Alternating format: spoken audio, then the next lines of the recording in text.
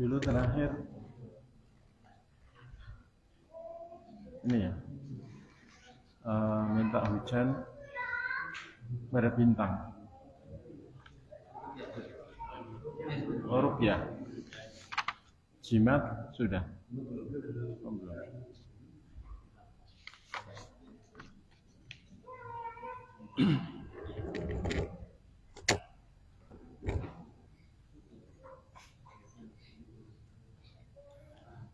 Assalamualaikum warahmatullahi wabarakatuh. Alhamdulillah wahdah wassalatu wassalamu ala man la nabiyya ba'dah wa ala alihi wa sahbihi wa man tabi'a hudahu ila qiyamis sa'ah wa ashhadu an la ilaha illallah wahdahu la syarika lah wa ashhadu anna sayyidana Muhammadan abduhu wa rasuluh. Qala ta'ala ya ayyuhalladzina amanu taqullaha haqqa tuqatih wa la tamutunna illa wa antum muslimun amma ba'd. Ikhwani wa akhwati fillah, azakumullahu rahimakum. Alhamdulillah, pada kesempatan malam hari ini kita masih dipertemukan kembali dalam keadaan baik-baik, dalam kondisi sehat wal afiah, dalam keadaan masih diberi semangat, kemauan dan kemampuan untuk berusaha menambah kebaikan dengan berusaha menambah pengetahuan tentang agama Allah melalui majelis taklim rutin ini. Dan materi kita masih berkaitan dengan akidah, yakni tentang hal-hal yang bisa merusak akidah atau menghilangkan tauhid seseorang atau mengurangi kesempurnaan tauhid seseorang. Dan perlu diketahui bahwa setiap pernyataan yang menunjukkan hukum suatu perbuatan ini bukan berarti menvonis pelaku perbuatan itu. Semisal kalau suatu perbuatan dihukumi oleh para ulama dengan hukum syirik karena dalil Quran ataupun sunnah menunjukkan kesyirikan atau syiriknya perbuatan itu, ini bukan berarti kita menvonis pelakunya sebagai musyrik. Karena laisa kullu man waqa'a fi syirki yuhkamu bi syirki wa laisa kullu man waqa'a fil kufri yuhkamu bi kufri. Tidak setiap orang yang terjerumus kepada kesyirikan itu selalu divonis musyrik. Tidak pula setiap orang yang terjerumus kepada kekafiran terus langsung divonis kafir. Enggak. Tapi ini adalah hukum terhadap sifat perbuatan atau sifat keyakinan atau sifat ucapan bahwa ini bersifat syirik atau mengandung kesyirikan dan sebagainya. Karena itu ketika ada yang mendengar bahwa suatu perbuatan itu syirik, jangan terus merasa kepanasan berarti Ustadz Fulan telah menvonis musyrik orang-orang tertentu. Tidak begitu. Jamaah sekalian yang semoga selalu hormati Allah. Dahulu sudah kita kaji bersama beberapa hal yang bisa mengurangi kesempurnaan tauhid atau bahkan kadang-kadang bisa menghilangkan tauhid seorang hamba. Yang pertama kesyirikan, kedua kekufuran, ketiga kemunafikan, kemudian juga kejahilian, kemudian juga kefasikan, kemudian ar-riddah, kemurtadan, kemudian telah kita kaji bersama kaidah tentang menvonis kafir menurut Ahlus Sunnah wal Jamaah yang nampak sekali bagaimana kehati-hatian Ahlus Sunnah wal Jamaah dalam hal ini dan tidak gampang menvonis kafir hatta kepada pelaku kufur besar sekalipun. Dan bahkan yang berhak menvonis kafir pelaku kufur besar itu hanyalah orang-orang yang mendalam ilmunya atau para ulama hakim, para ulama qadhi, bukan hak orang awam, bahkan bukan hak para ustadz, para dai, bahkan juga bukan hak para yai. Itu adalah haknya para ulama qadhi, dan sebelum menvonis pun juga harus memenuhi syarat-syaratnya dan melihat apakah pada pelaku itu ada penghalang-penghalangnya untuk divonis kafir. Kemudian juga telah kita bahas tentang sihir, dan pada pertemuan bulan lalu kita kaji tentang ar-ruqa, yakni ruqyah. Dan ruqyah itu ada yang syirik, ada juga yang syar'i. Ada ruqyah syar'iyah, ada ruqyah syirkiyah. Dan kata Nabi, la ba'sa birruqa ma lam takun syirkan.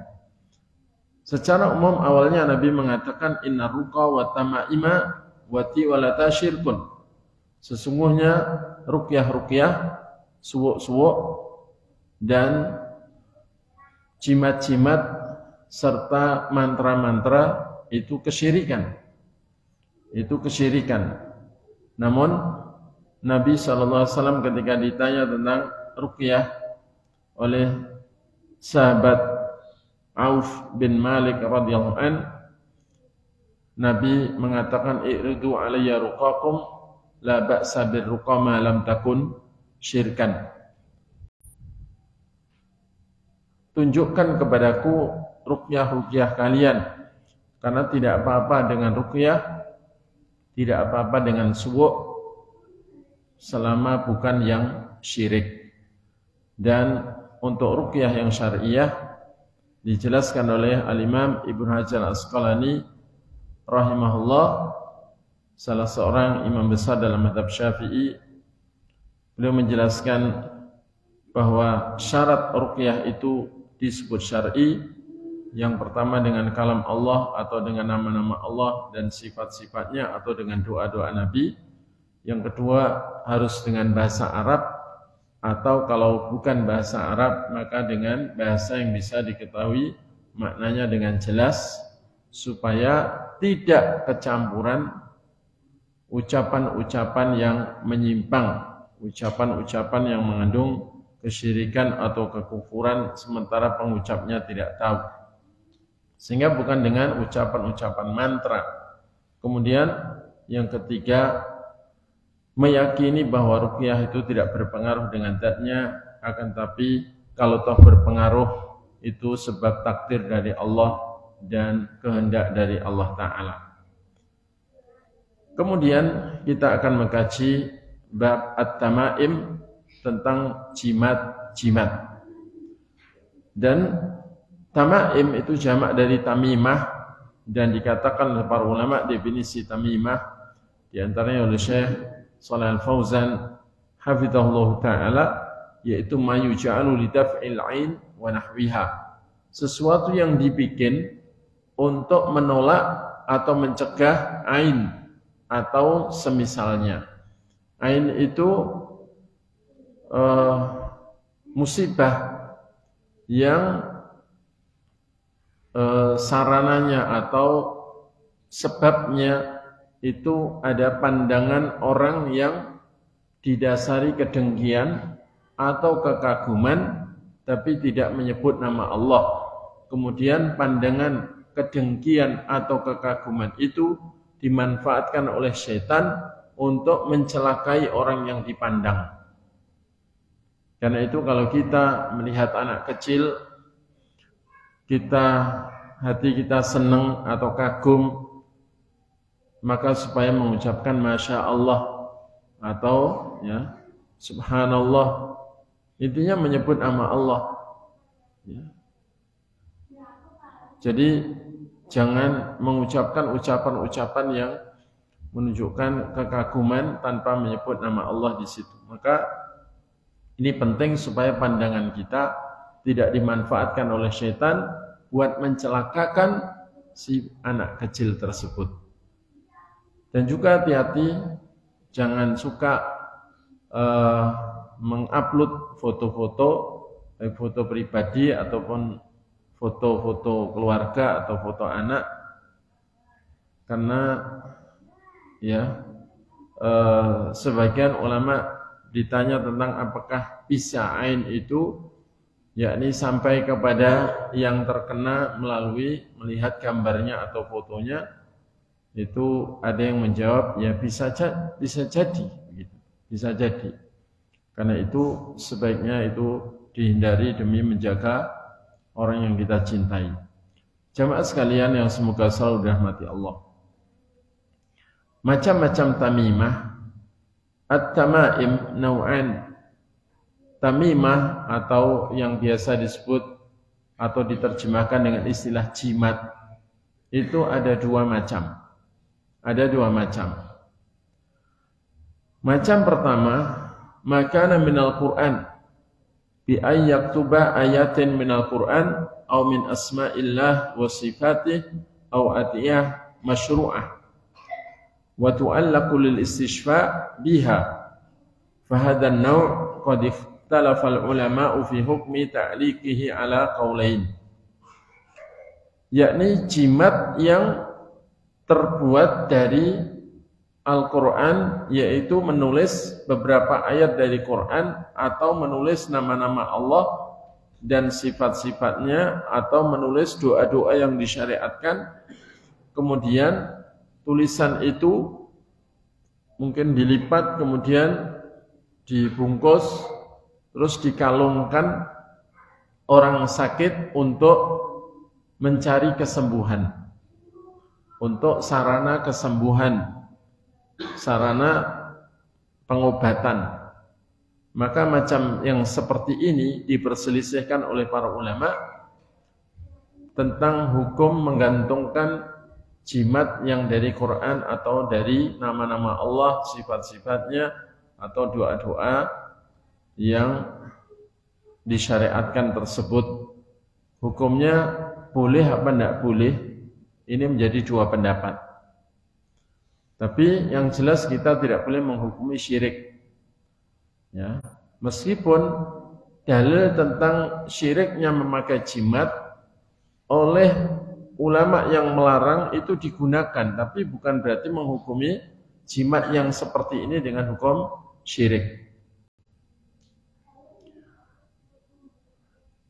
Tapi sekedar kalau toh dalil tentang syiriknya memakai jimat itu dipakai untuk menunjukkan terlarangnya karena menyerupai saja, atau untuk saddan lidzari'ah, membendung kemungkinan dipakainya jimat-jimat yang bukan dari Quran. Pendapat yang pertama mengatakan al-jawaz, boleh.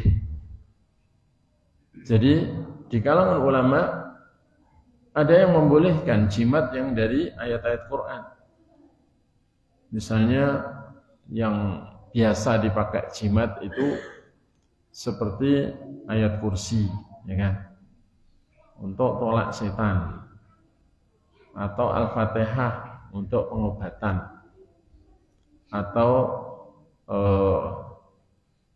laqad ja'akum, ya, laqad ja'akum rasulun min anfusikum azizun 'alima 'anittum harisun 'alaikum bil mu'minina raufur rahim, ya, dan sebagainya. Atau doa-doa Nabi Ayub untuk, ya, tujuan kesembuhan dan sebagainya. Nah, ini sebagian ulama membolehkan hal itu. Dan termasuk yang membolehkan ini mendasarkan pada pendapat Abdullah bin Amr ibn al-As radhiyallahu anhuma, dan itu juga yang zahir dari apa yang diriwayatkan dari Ibu Aisyah radhiyallahu anha, dan yang berpendapat boleh juga adalah Abu Ja'far al-Baqir dan Ahmad bin Hanbal dalam menurut suatu riwayat dari beliau. Dan mereka, para ulama membolehkan itu membawa hadis yang telah tersebut yang mengandung larangan memakai jimat, itu dibawa kepada makna jimat-jimat yang syirik. Jimat-jimat yang syirik. Adapun yang dari Quran atau dari doa-doa Nabi seperti bismillahilladzi la yadurru ma'asmihi syai'un fil ardi wala fis sama'i wa huwas samiul alim, ditulis kemudian dipakai jimat, maka itu menurut yang kelompok pertama ini boleh dan bukan termasuk yang syirik.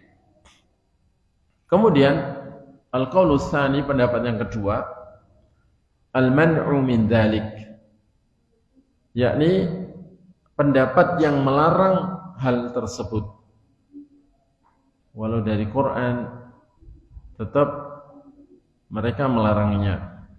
Dan ini termasuk pendapat sahabat Ibnu Mas'ud radhiyallahu an dan juga sahabat Ibnu Abbas radhiyallahu anhuma.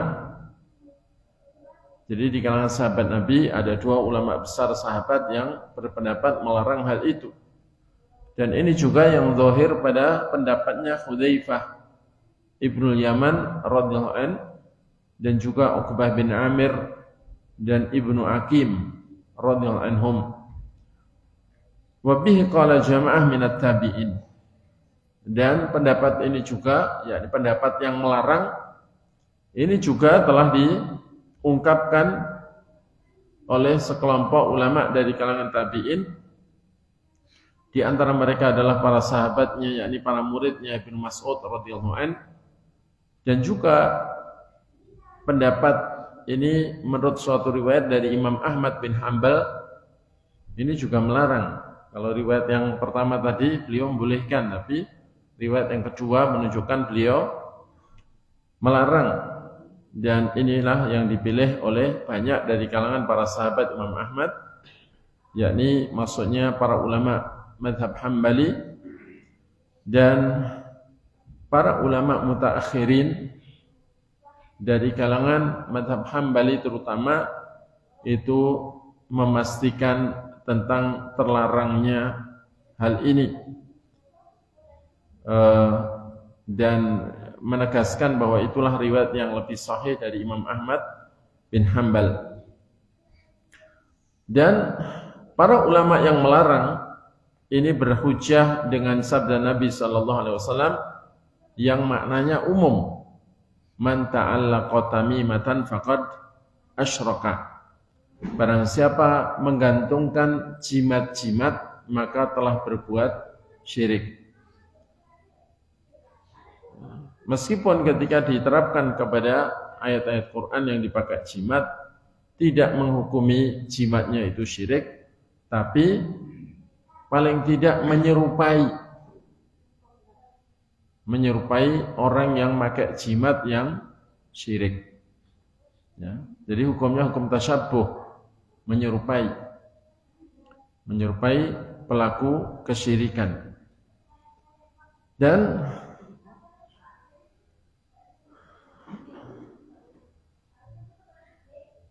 kata Syekh, wa hadha huwa ar-rajih li wujuhin thalathah, dan pendapat yang melarang inilah yang kiranya kuat berdasarkan tiga argumen, atau dilihat dari tiga segi, atau dipertimbangkan dari tiga sisi. Al-awwal, yang pertama, umumun nahyi wala mukhassisa lil umum, keumuman larangan, karena lafaz hadisnya itu man ini menunjukkan umum, siapapun, barang siapa ta'allaqa, menggantungkan atau memakai tamimatan, ini juga nakirah bisyaqil itsbat, menunjukkan umum, jimat apapun. Jadi siapapun yang menggantungkan jimat apapun faqad asyraka, maka sungguh dia telah berbuat syirik.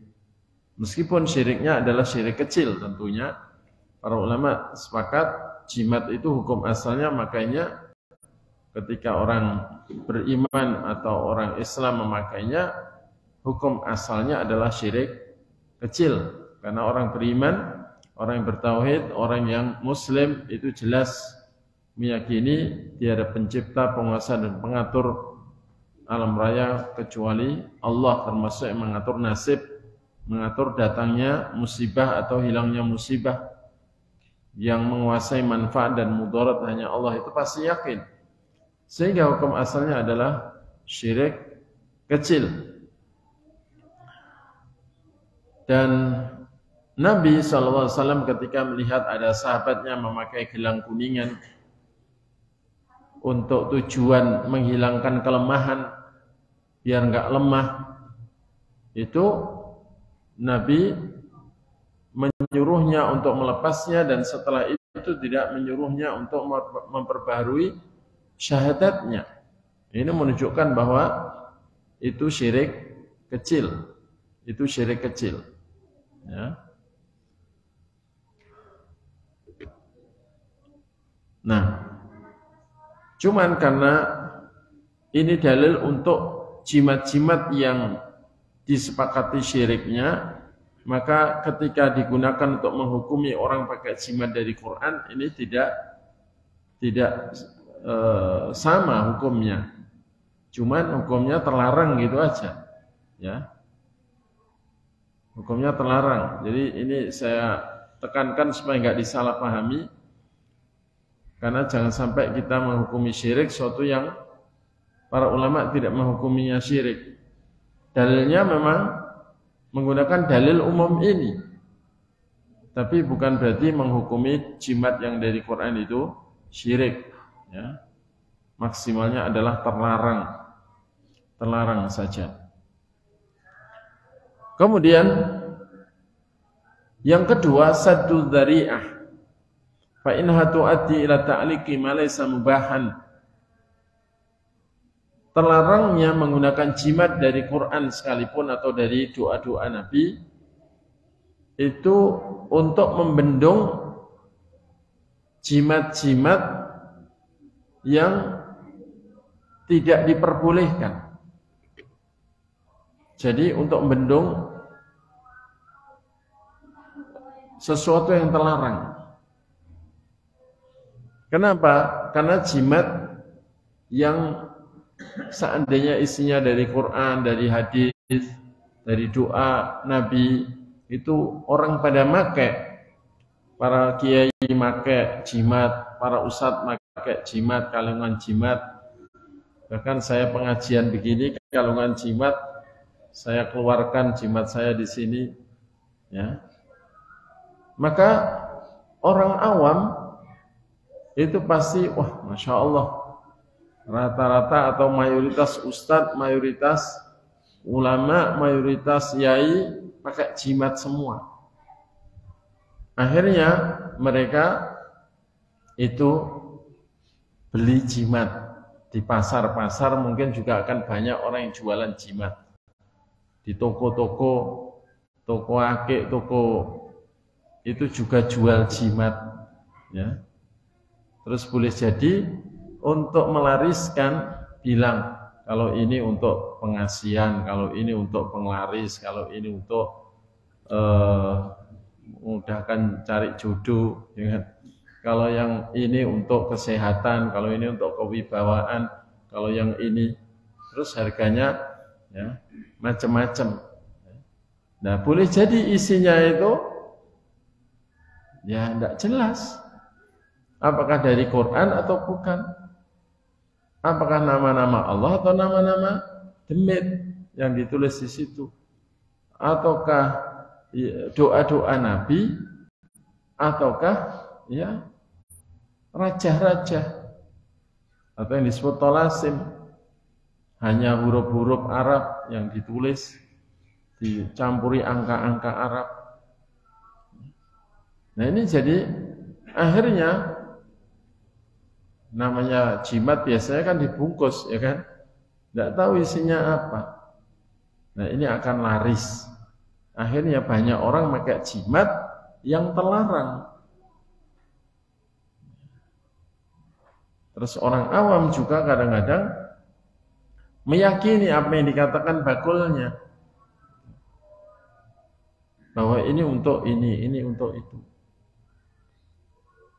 Nah, supaya itu semua tidak terjadi, maka dibendunglah. Jimat yang dari Quran sekalipun itu dibendung. Pertama karena Nabi dan para sahabatnya tidak ada yang pakai jimat dari ayat-ayat Quran sekalipun. Mereka Quran itu dibaca, dihafal dan dilafadzkan. Doa-doa juga dibaca, bukan ditulis kemudian dijadikan jimat. Karena itu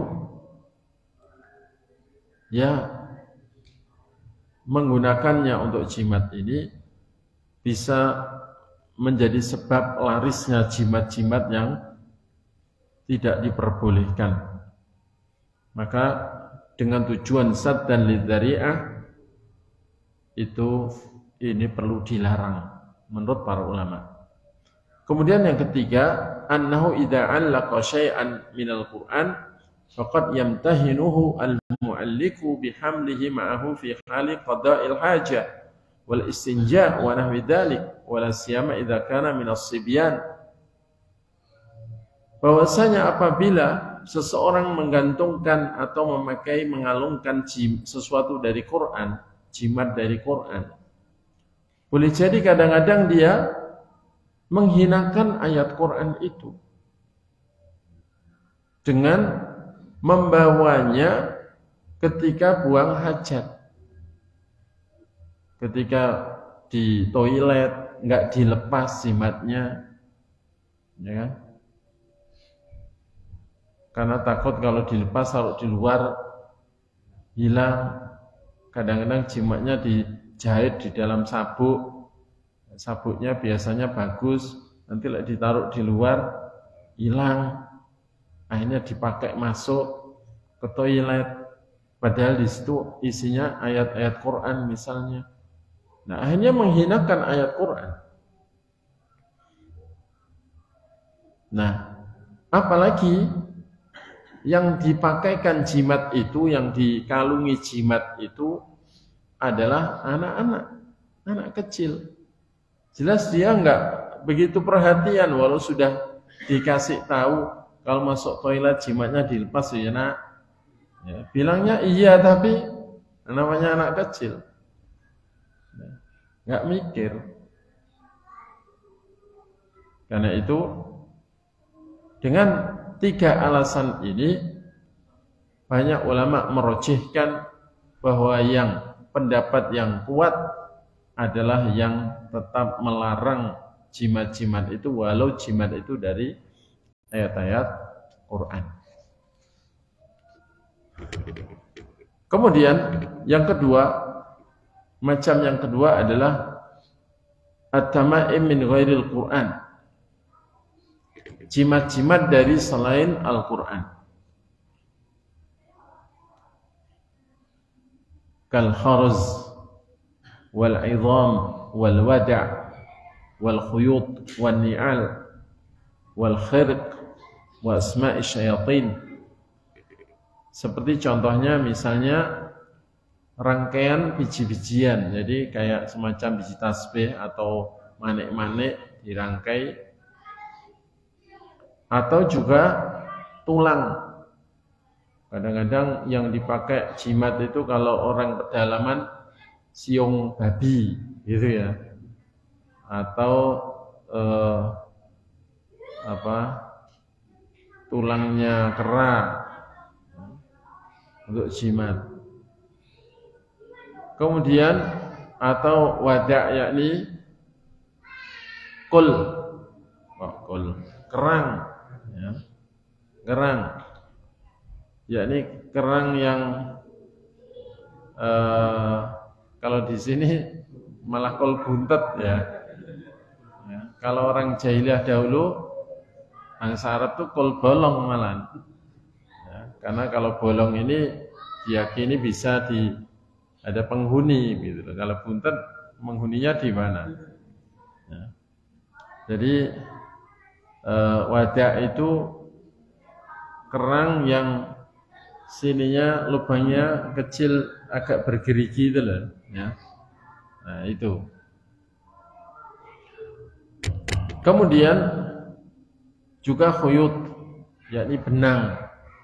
Kadang di kampung-kampung dijumpai itu anak kecil sakit-sakitan kemudian dicarikan jimat ke orang tua, begitu dikasih benang. Kadang-kadang disabukkan di perutnya, kadang-kadang dipakai di lengannya, kadang-kadang di lehernya. Benang, kadang-kadang benangnya hitam, kadang-kadang benangnya merah, ya. Kayak benang nilon gitu yang pintal, ya, dipintal. Kemudian juga di sebagian orang Timur Tengah itu gantung sandal yang sudah usang atau sandalnya anak kecil. Kadang digantung di mobil, ya. Itu digantungkan sandal anak kecil. Nah, mungkin maksudnya supaya ketika musibah itu mau datang, itu melihat ada sandal kecil itu berarti oh ini orang masih punya anak kecil, gitu ya.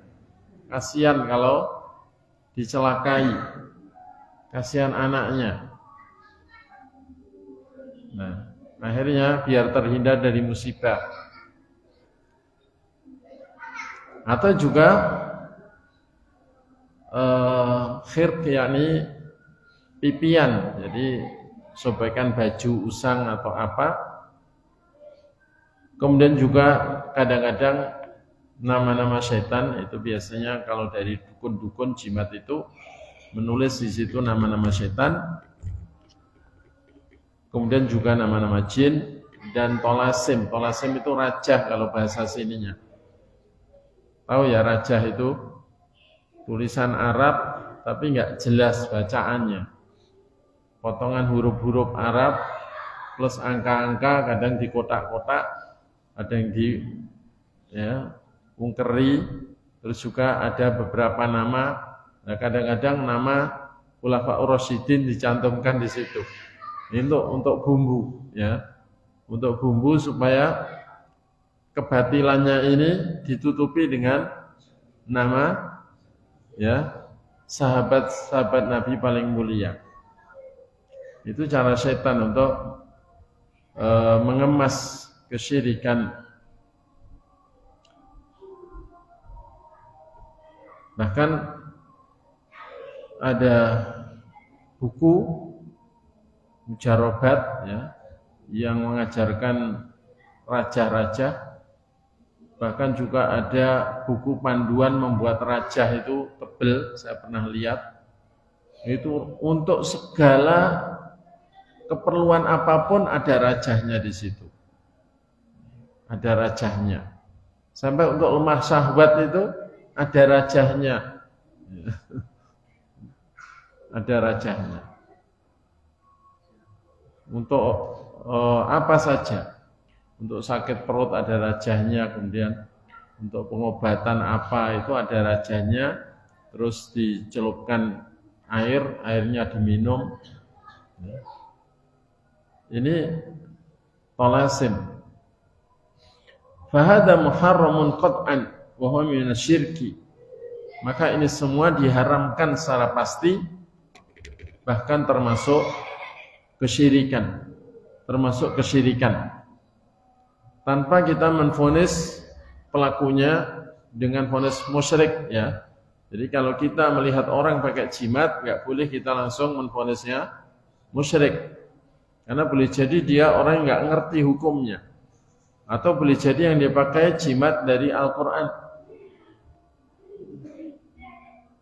Jadi kita menyampaikan saja pembahasannya, yang rojih yang mana, kemudian jimat itu tidak mendatangkan manfaat.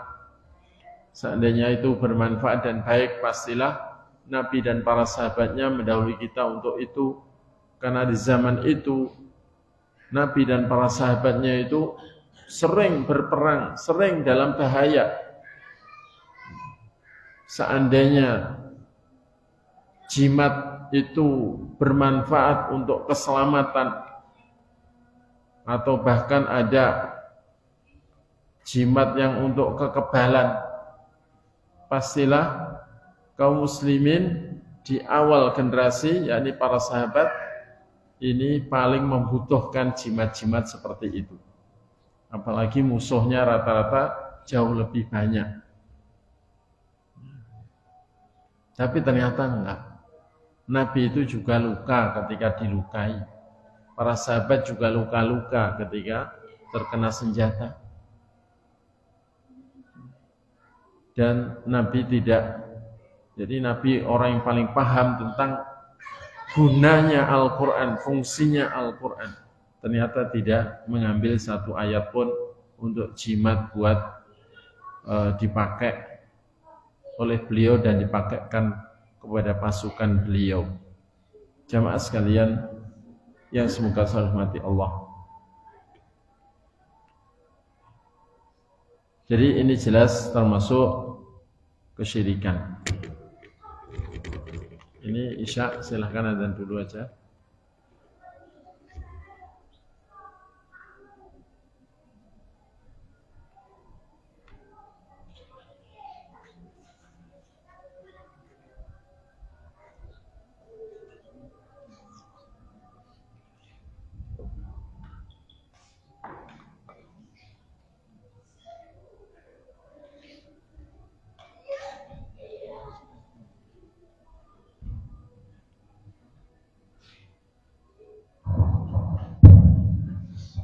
Allahu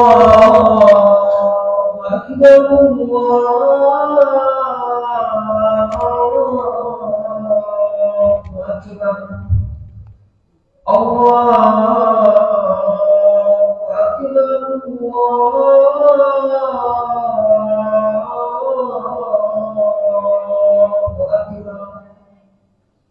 Ashhadu an la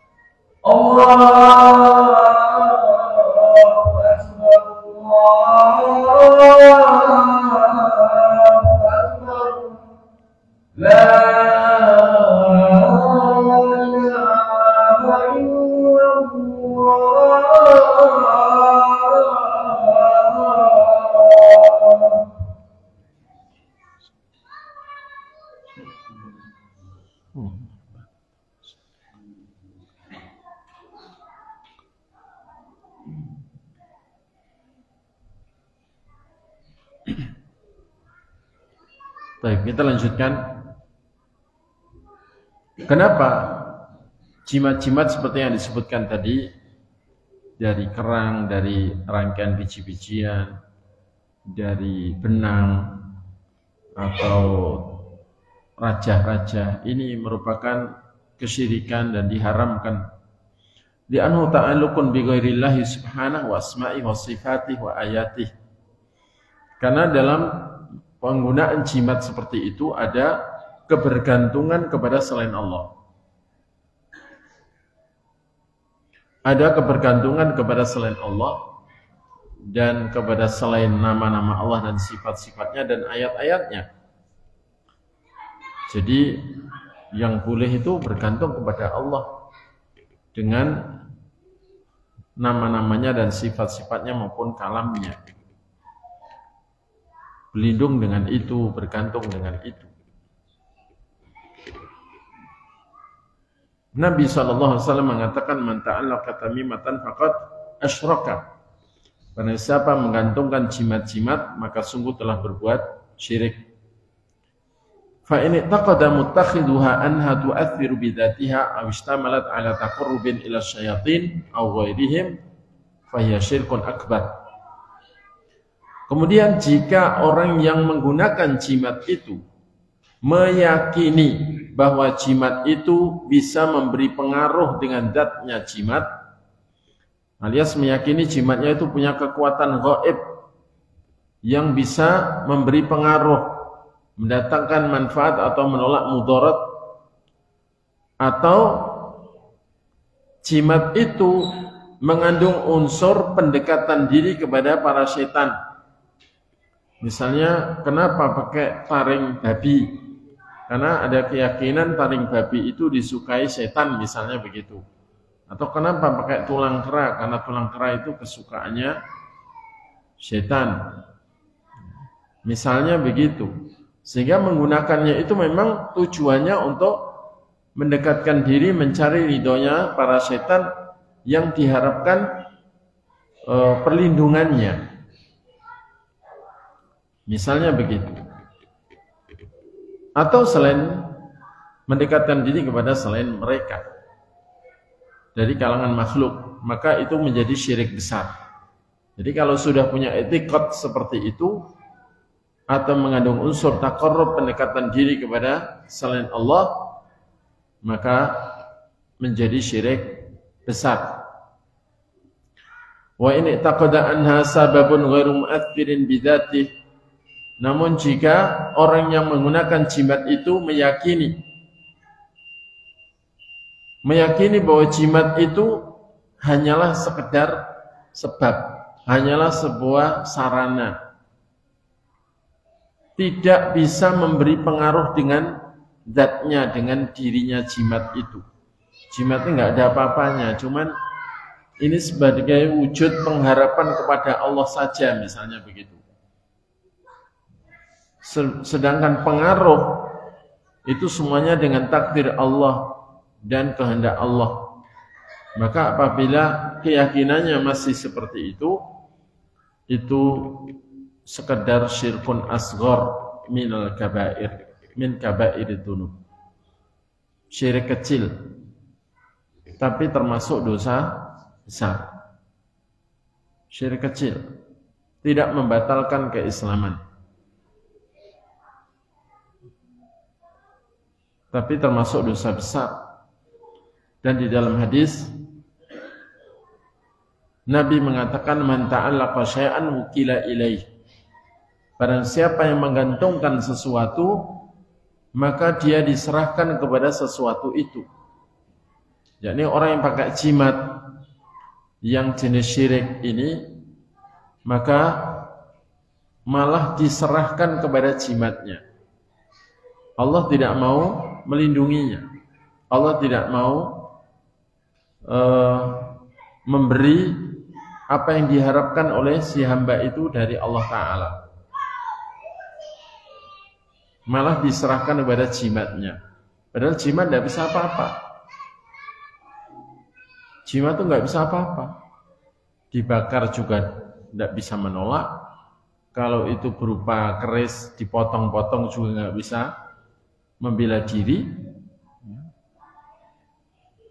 Sehingga kalau seseorang diserahkan kepada makhluk yang tidak bisa melindungi dirinya, apalagi melindungi manusia, ya rugi.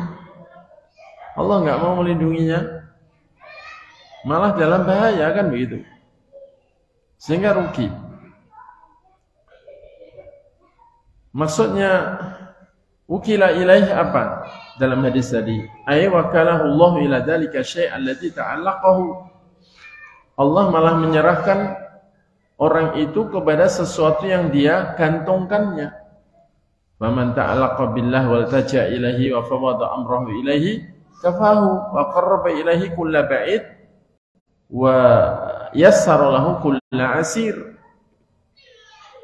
Sementara kalau orang itu bergantung hanya kepada Allah dan bersandar hanya kepada Allah, tawakal hanya kepada Allah 100% dan menyerahkan segala perkara hanya kepada Allah, niscaya Allah yang menjaminnya, Allah mencukupinya. Bahkan Allah akan mendatangkan atau mendekatkan kepada orang itu segala yang jauh dan memudahkan untuk orang itu segala yang sulit. Wa man ta'allaqa bi ghairihi minal makhluqin wat tama'im wal adwiyah wal qubur wa qala Allah ila dzalikal ladzi la yughni anhu syai'a. Sementara kalau orang itu bergantung kepada selain Allah dari kalangan makhluk, kepada jimat-jimat, kepada jambi-jambi, kepada kuburan-kuburan, maka Allah malah menyerahkan orang itu kepada makhluk yang tidak bisa membelanya sedikit pun, tidak bisa mendatangkan manfaat untuknya sedikit pun. Wala yamliku lahu darran wala naf'a, dan tidak berkuasa untuk dirinya sendiri mendatangkan manfaat atau menolak mudarat, apalagi dari diri manusia yang bergantung padanya, pada makhluk itu. Sehingga fakhasira aqidatahu wanqata'at silatuhu bi rabbih wa khadalahu Allah. Orang itu malah merugi pada akidahnya, karena tauhidnya berarti ada cacatnya. Kemudian hubungannya dengan Tuhannya malah terputus, karena Allah tidak mau lagi mengurus. Oleh Allah orang itu diserahkan kepada jimatnya. Dan orang yang diputus hubungan oleh Allah, ya pastilah Allah menghinakannya. Allah menghinakannya. Karena itu orang yang menggunakan jimat, taruhlah jimat yang dianggap untuk kekebalan, biasanya lama-lama kalau benar-benar dia dicoba terus kebal, biasanya terus kesombongannya tumbuh. Dan kalau sudah begitu, justru pada saat dia sangat membutuhkan kekebalannya, saat itulah dikhianati oleh jimatnya. Tapi kalau yang atraksi-atraksi kekebalan itu semuanya rata-rata pakai trik, ya, pakai trik. Apalagi kalau yang di video, itu jelas, ya, bohong-bohongan. Hatta Gustin, ya, itu trik semua itu, ya, ya, itu untuk konten, itu untuk hiburan saja bagi yang menyukai, gitu ya. Tidak berani atraksi di depan umum begitu. Ya. Kalau dulu masih beberapa perguruan pencak silat kadang-kadang mengadakan atraksi-atraksi begitu, tapi juga pakai trik, ya. Meskipun beberapa kali juga gagal, gitu ya, gagal. Karena itu tidak usah percaya. Tapi alhamdulillah saat ini sudah tidak ada yang, ya, atraksi-atraksi begitu. Meskipun ada, saya melihat di Jombang itu ada pondok pesantren apa begitu namanya, ya, yang di situ mengajarkan ilmu-ilmu untuk kekebalan, untuk macam-macam itu, ya termasuk kekebalan, ya, ya. Itu saya tidak percaya, nggak percaya sama sekali. Kalau ada yang berani atraksi begitu, saya pengen titip pisau. Coba pakai pisau saya.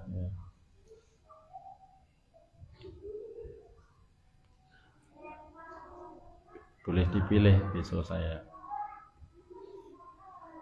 Baik. Berikutnya,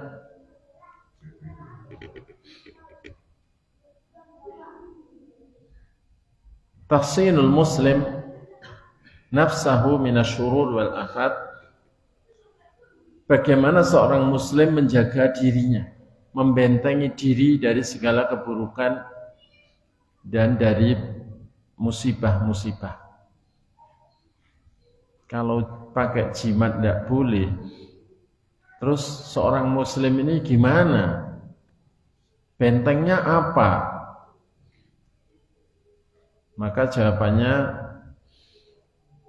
ada pada dalil-dalil yang menunjukkan cukuplah seorang muslim itu mengamalkan zikir-zikir dan doa-doa yang diajarkan Allah ataupun Rasulnya, yang itu jelas-jelas manfaat.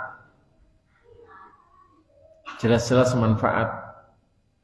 Dan ketika mengucapkannya dengan penuh keyakinan dan kejujuran dan penuh dengan keikhlasan dan kuatnya tawakal, maka insya Allah apa yang dijanjikan dalam dalil itu pasti ya Allah wujudkan.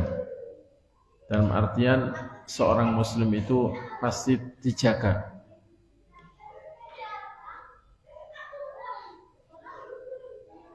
Dan di antara zikir-zikir dan doa dan juga amalan yang bisa menjadi benteng bagi seorang muslim, yang pertama adalah sholatul fajri fi jamaah. Sholat subuh berjamaah. Sholat subuh berjamaah di masjid.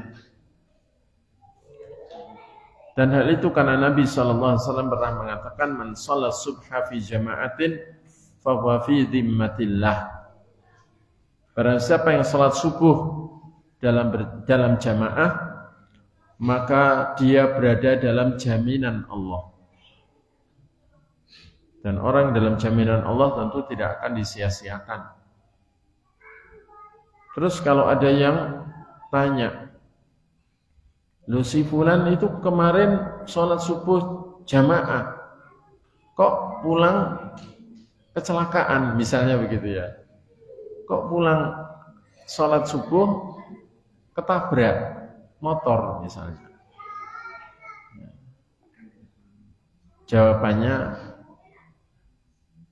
bahwa boleh jadi sholat subuhnya itu tidak sempurna keikhlasannya atau kekhusyuannya, karena ketentuan dari Allah, baik ketentuan hukum atau ketentuan janji atau ketentuan ancaman, itu tidaklah sempurna atau diberikan secara sempurna kecuali apabila semua syaratnya terpenuhi dan penghalangnya sudah tidak ada. Karena itu dalam kaidah fikih disebutkan wala yatimul hukmu hatta tastami' kullu syuruti wal mawani' tartafi'. Ketentuan apapun dalam agama ini tidak akan sempurna kecuali terpenuhi semua syaratnya dan hilang telah hilang semua penghalang-penghalangnya. Karena itu orang munafik walau sholat, syahadat, sholat, zakat, puasa, haji, tidak dapat surga. Bahkan tempatnya di neraka paling dasar. Yang ketika nyemplung neraka itu masa jatuhnya aja 70 tahun. Padahal janji bagi orang yang bersyahadat, sholat, zakat, puasa, haji ya surga. Kenapa? Karena mereka tidak memenuhi syarat diterimanya. Dan karena mereka melakukan atau memiliki penghalang untuk mendapatkan keutamaan dari ibadah-ibadah terbesar dalam Islam itu. Yaitu penghalang itu berupa nifaq, kemunafikan i'tiqadi, kemunafikan jenis keyakinan. Yang dahulu sudah kita bahas, yaitu ada 3. Takdzibur Rasul atau takdzibu ba'di ma ja'i Rasul, mendustakan Rasul atau mendustakan sebagian yang diberitakan atau diajarkan oleh Rasul. Yang kedua, bughdur Rasul atau bughdhu ba'di ma ja'i Rasul, membenci Rasul atau membenci sebagian yang diajarkan oleh Rasul. Dan yang ketiga, al-musarratu bin khifati dini Rasul atau bidhillatil muslimin wa hawanihim, yakni benci al-karahatul intisari dini Rasul, benci dengan kemenangan agama Rasul, benci kalau agama Rasul itu menang, jaya dan ditegakkan. Atau al-musarratu bi hifadhi dini Rasul wa hawanil muslimin, atau malah senang dengan terpuruknya agama Rasul, agama Islam, senang dengan terhinanya kaum muslimin. Orang yang memiliki 3 macam sifat tadi, berarti dia munafik dengan kemunafikan besar, yang kalau nggak tobat sampai mati, maka kekal di neraka di tingkatan paling bawah bersama orang-orang kafir. Jamaah sekalian yang semoga selalu dirahmati Allah, itu contoh ya. Jadi kalau orang memenuhi syarat dan tidak melakukan penghalang, setiap doanya itu pasti diijabahi. Doa dalam sholatnya atau di luar sholatnya. Tapi kenapa kalau orang doa kadang-kadang tidak diijabahi? Pasti karena ada penghalangnya atau belum memenuhi syaratnya. Karena kepastian doa yang terpenuhi syarat diijabahinya dan tidak ada penghalangnya itu lebih pasti daripada benda kita yang memiliki berat kita angkat kemudian kita jatuhkan. Ini pasti jatuh. Pasti jatuh. Ya. Kepastiannya doa diijabah itu lebih pasti daripada pastinya jatuhnya air yang saya lepaskan ini. Semua orang kalau ditanya, ini kalau saya lepas apakah jatuh? Semuanya jawabannya jatuh. Pasti atau hanya kemungkinan? Pasti. Karena ini berat jenisnya lebih berat dari udara. Maka doa itu lebih pasti daripada itu. Sehingga tidak boleh ragu sedikit pun. Dan Nabi mengatakan untuk Allah wa antum muqinuna bil ijabah, berdoalah kalian kepada Allah dalam keadaan yakin diijabahi. Yakin, tidak boleh ragu sedikit pun. Meskipun bentuk ijabah tidak harus seperti yang kita maui, belum tentu seperti yang kita minta. Ya. Ada kalanya Allah ijabahi dan dalam bentuk yang lain, yang lebih baik untuk kita, berupa dihindarkannya dari musibah yang setara dengan kebaikan atau nikmat yang kita minta, atau diberikan di akhirat dengan yang lebih baik di saat kita lebih membutuhkan kemurahan Allah dan karunia-Nya. Kemudian yang kedua, qira'atu suratil ikhlas wal mu'awwidhatain salasan fis sabahi wal masa. Membaca surat ikhlas dan qul a'udzu birabbil falaq dan qul a'udzu birabbin nas 3 kali ya, masing-masing 3 kali, baik di pagi hari atau di sore hari. Jadi habis sholat subuh jangan lupa qul huwallahu ahad, qul a'udzu birabbil falaq, qul a'udzu birabbin nas, terus diulang 3 kali. Kemudian habis sholat maghrib juga qul huwallahu ahad, qul a'udzu birabbil falaq, qul a'udzu birabbin nas. Kalau habis maghrib lupa, nanti habis isya. Ya. Baca itu. Maka insya Allah kalau baca pagi seharian sampai sore dijaga oleh Allah Ta'ala. Kalau dibaca sore atau awal malam, nanti sampai pagi dijaga oleh Allah Ta'ala. Bahkan insya Allah juga terjaga dari sihir. Dari sihir. Apalagi mau tidur itu mau membaca itu lagi dan meniupkannya setengah meludah di tangan, di telapak tangan, di 2 telapak tangan gitu, terus mengusapkannya ke kepala, wajah, tubuh bagian depan dan yang bisa dijangkau dari tubuh bagian belakangnya. Itu diulang 3 kali begitu ya.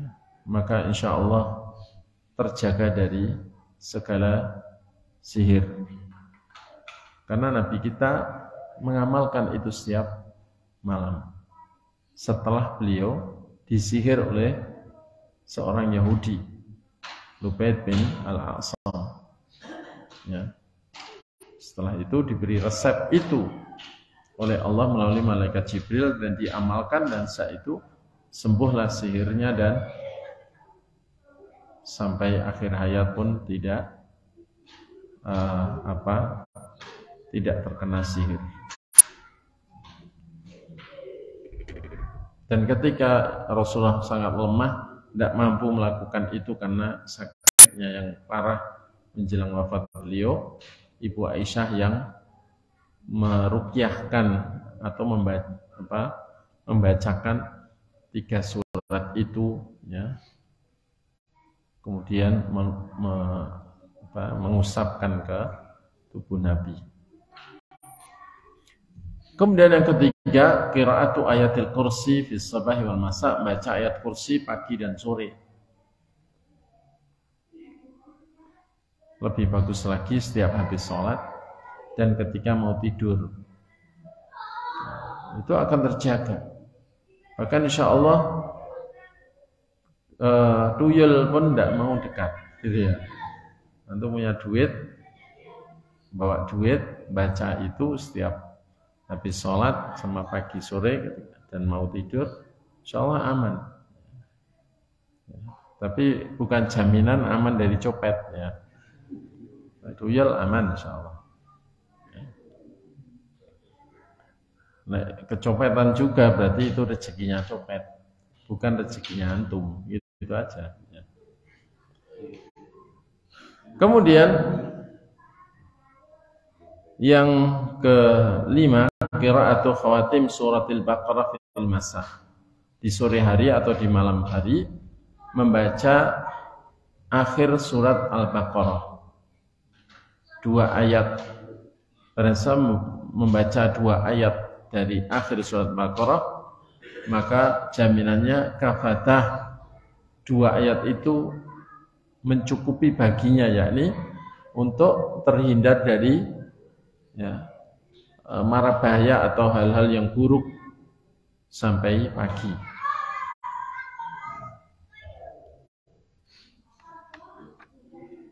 Yakni amanah Rasul ya, sampai akhir. Kemudian yang berikutnya qaul ucapan atau doa Bismillahilladzi la yadurru ma'asmihi syai'un fil ardi wala fis sama'i wa huwas sami'ul alim. 3 kali baik di pagi hari maupun di sore hari.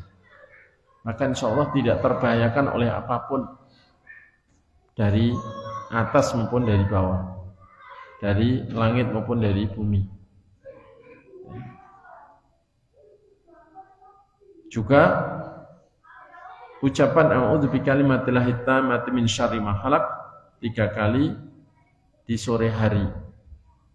Sebagian ulama mengkiaskan pagi juga bisa, maksudnya dikiaskan pada sore itu kalau secara dalil memang sore ya. Tapi dijadikan zikir pagi sore juga boleh. Dan juga ketika singgah di suatu tempat.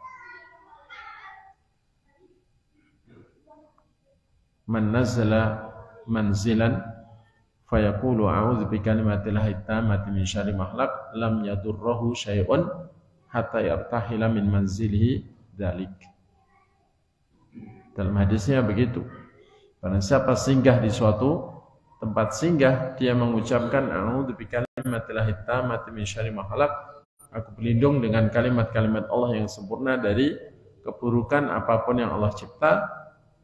Maka tidak akan terbahayakan oleh sesuatu apapun sampai dia meninggalkan tempat itu. Ya. Cuman ya jangan terus ini jadi doa untuk adegan-adegan berbahaya gitu ya. Seperti bermain-main ular kobra dengan alasan sudah baca doa itu. Ya, jangan. Karena doa itu kekuatannya, maksudnya diijabah atau tidak itu tergantung pengharapan hati yang mendasari doa itu. Rojak pengharapan itu semakin kuat, maka semakin mustajab. Sementara orang yang berdoa dengan doa itu kemudian berusaha juga menjauhi segala yang membahayakan, itu berarti pengharapannya untuk selamat dari mara bahaya itu kuat. Tapi kalau berdoa itu kemudian malah mendekati bahaya, nah itu pengharapannya selamat dari bahaya berarti minim. Karena itu walau sudah berdoa itu terus ada kereta lewat terus daplang begini ya hancur bersena telur ya. Karena berarti dia tidak berharap selamat kan begitu. Tidak berharap selamat. Sehingga doanya tidak dijabai karena tidak ada pengharapan yang mendasari. Sama dengan berdoa minta rezeki, tapi terus ya tidur. Habis subuh minta rezeki aku wis minta rezeki untuk hari ini. Sekarang tidur, tinggal tidur nanti waktunya rezekinya datang kan datang. Itu berarti nggak begitu berharap. Namanya berharap, semakin kuat harapan ya semakin tekun berusaha kan begitu. Sama dengan minta surga ya, berusaha untuk menggapai ijabah dengan mengamalkan amalan ahli surga, meniti jalan surga. Meminta perlindungan kepada Allah dari neraka. Kalau memang berharap diijabah ya pasti menjauhi semua jalan yang mengarah ke neraka, menjauhi semua dosa. Itu. Jadi banyak orang menganggap lek berdoa itu udah gitu ya.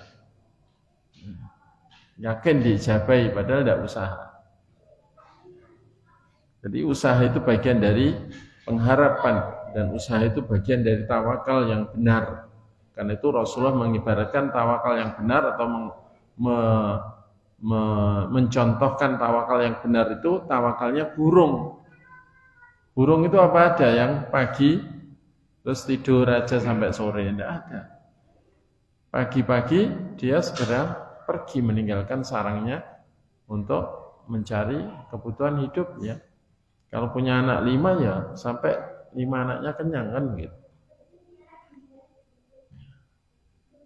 Nah, kalau tawakal bisa seperti burung, pasti dicukupi juga semua kebutuhannya. Jamaah sekalian yang semoga selalu dirahmati Allah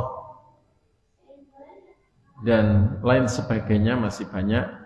Tentu bisa baca di buku Hisnul Muslim ya, yang artinya benteng seorang muslim, yang di sana banyak sekali doa-doa dan zikir pagi sore juga. Itu ada 20-an doa untuk zikir pagi sore. Itulah benteng ya, benteng. Dan insya Allah ketika itu rutin diamalkan, insya Allah terjaga. Wal wajibu 'alal muslim ay yu'alliqa qalbahu billah wahdah, dan wajib atas muslim menggantungkan hatinya hanya kepada Allah saja. Jangan noleh kepada yang lain, jangan bergantung kepada yang lain. Termasuk dalam urusan rezeki. Wa yastanibul asbab al-wahya lisyifa, dalam urusan mencari obat kesembuhan itu juga supaya bergantung hanya kepada Allah dan menjauhi sebab-sebab yang tidak ada petunjuknya untuk mencari kesembuhan dengan cara itu, seperti memakai benang, ya, mengalungkan benang, pakai gelang, pakai cincin, pakai suwuk-suwuk yang pakai mantra-mantra, pakai jimat-jimat yang syirik. Maka itu semua tidak bermanfaat, bahkan bermudarat. Karena itu ketika orang sakit dijenguk oleh Nabi, di tangannya itu ada gelang kuningan, sufrah, maka Nabi bertanya, "Ma hadhihi, apa ini?" Dia mengatakan, "Minal wahinah ya Rasulullah." Ini untuk kelemahan, dalam artian supaya tidak lemah. Maka kata Nabi, "Inzi'ha fa innaha la taziduka illa wahna." Lepaslah, karena ini tidak menambahmu kecuali kelemahan. Wala in mitta wa hiya 'alaika ma aflahta abada. Dan jika kamu mati, jimatmu ini, gelangmu ini masih kau pakai, niscaya kamu enggak akan beruntung selamanya. Jadi merugikan, malah membahayakan, tidak bermanfaat sama sekali. Ya. Itulah sekilas pembahasan tentang jimat. Mungkin sebelum diakhiri ada 1-2 pertanyaan, silakan.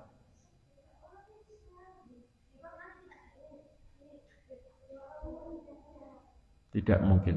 Oh, mungkin.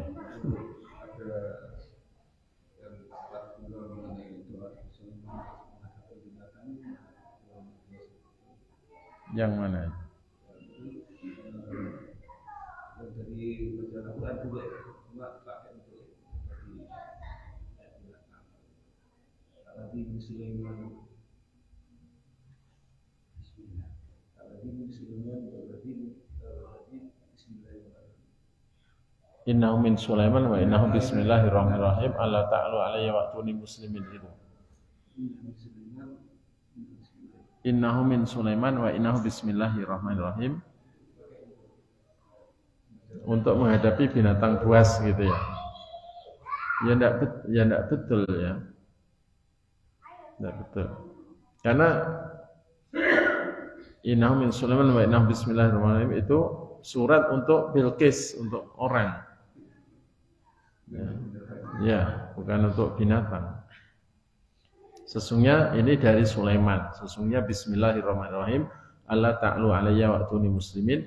Jangan kalian merasa lebih tinggi daripada saya atau menyombongkan diri ya di hadapan saya, dan datanglah kalian kepada saya dalam keadaan berserah diri. Ya. Itu surat untuk Bilqis, untuk Ratu Saba.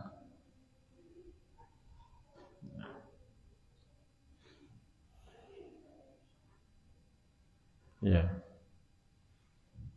kalau bilang jangan ganggu aku saudaranya Nabi Sulaiman, nah, itu malah bohong. Walau bohongi hewan itu dosa, gitu ya. Jadi kalau ada binatang buas gimana? Ya lari. Ya. Tapi kalau harimau atau singa itu larinya jangan membelakangi. Jadi harus tetap madep. Ya, sambil membawa apa, mengambil batu atau apa, dia akan berhenti. Mikir-mikir dia mau ngikuti. Dia mundur pelan-pelan begitu. Kalau baca sumum bukmun umyung melayar jion, itu juga perlu dalil. Sementara nggak ada dalil yang menunjukkan itu. Kalau anjing, dulu memang masa kecil ya kita diajari begitu ya. Ya, kalau ada anjing suruh baca sumum bukmun umyung melayar jion, padahal itu ayat berkaitan dengan orang-orang kafir, orang munafik. Jadi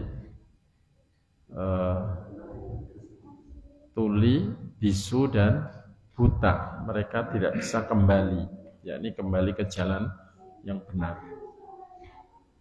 Ya tidak cocok juga, ya kan? Ya. Anjing itu kalau kita terlihat takut, dia berani. Tapi kalau kita berani, dianya yang takut. Jadi kalau menghadapi anjing, bawa kayu atau ngambil apa saja yang ada, batu atau apa. Ya. Kemudian kalau pakai jaket, jaketnya dilepas, diikatkan tangan kiri. Kalau dia menyerang, kasihkan tangan itu, kemudian pukullah kepalanya dengan batu itu. Ya.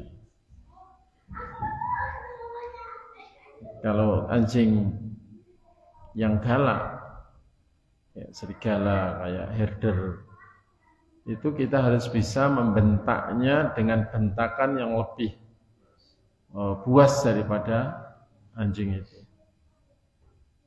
Nanti dia akan pikir-pikir, nggak berani nyerang. Ya, gitu.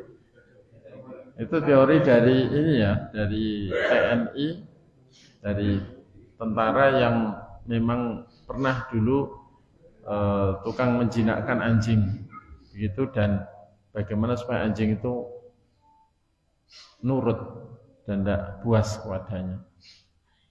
Jadi harus berani. Anjing itu awal-awalnya dibentaki dengan bentakan yang puas. Jadi anjing itu membaca mimik kita, takut ya dia berani.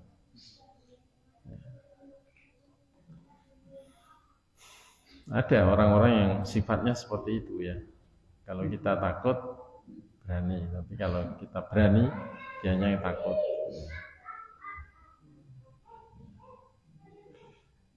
Nah, itu waktu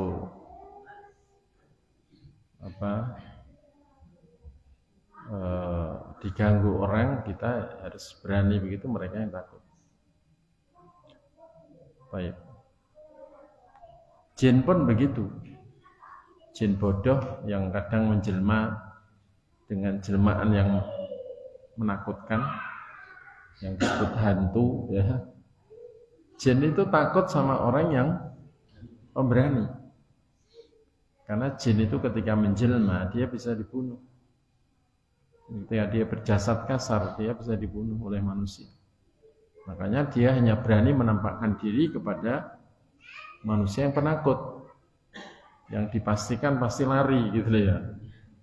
Jadi kalau berani nyerang, dianya yang takut.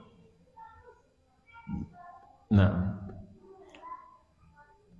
demikian kita akhiri. Subhanakallahumma bihamdik, asyhadu an la ilaha illa anta astaghfiruka wa atubu ilaik. Wa sallallahu ala nabiyyina Muhammad wa ala alihi washabihi wa akhiru da'wana alhamdulillahirabbil alamin. Assalamualaikum warahmatullahi wabarakatuh.